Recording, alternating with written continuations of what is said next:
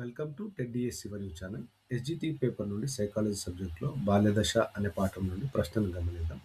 ఈ పుస్తకం ప్రకారం బాల్యం అనేది ఒక సహజ సిద్ధం కాదని సమాజం ఏర్పరిచిన భావంగా గుర్తించారు.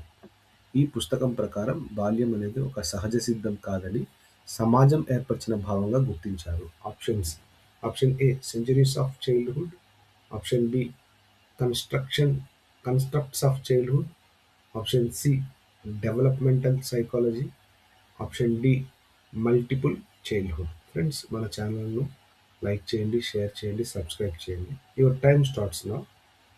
So to answer this question, so ఈ పుస్తకం ప్రకారం బాల్యం అనేది ఒక సహజ సిద్ధం కాదని సమాజం ఏర్పరిచిన భావంగా గుర్తించారంటే ఆప్షన్ ఏ అనేది రైట్ ఆన్సర్ అనమాట.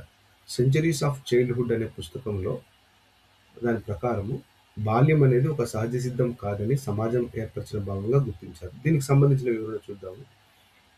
ఫిలిప్ ఎరిస్ అనే చరిత్రకారుని రచన అయిన సెంచరీస్ ఆఫ్ చైల్డ్హుడ్ అనే పుస్తకంలో బాల్యం అనేది ఒక సహజ సిద్ధం కాదని సమాజం ఏర్పరిచిన భావంగా గుర్తించారు. మన సైకాలజీ టెక్స్ట్ బుక్లో పేజ్ నెంబర్ 2లో ఉంటుంది. మిగిలిన బీసీడీ ఆప్షన్స్ బుక్స్ కావు, అవి జస్ట్ టైటిల్స్ అంతే. మరి ఫ్రెండ్స్, మరి సైకాలజీలో ఎస్జిడి సైకాలజీలో బాల్యదశ అనేది చాలా ఇంపార్టెంట్ లెసన్. ఇక్కడ మనం చదివితేనే మిగతా లెసన్స్ కూడా మనకు అర్థమవుతాయి. నేను పేజ్ వైజ్గా వీడియోస్ చేస్తూ ఉన్నాను. డిస్క్రిప్షన్లో మరి బాల్యదశకు సంబంధించి 1 to 3 పేజెస్కి సంబంధించిన వీడియో చేశాను. మీరు ఆ డిస్క్రిప్షన్లో ఇచ్చిన లింక్పై క్లిక్ చేస్తే you can get it full video. చాలా ఉపయోగపడుతుంది. Thank you one and all.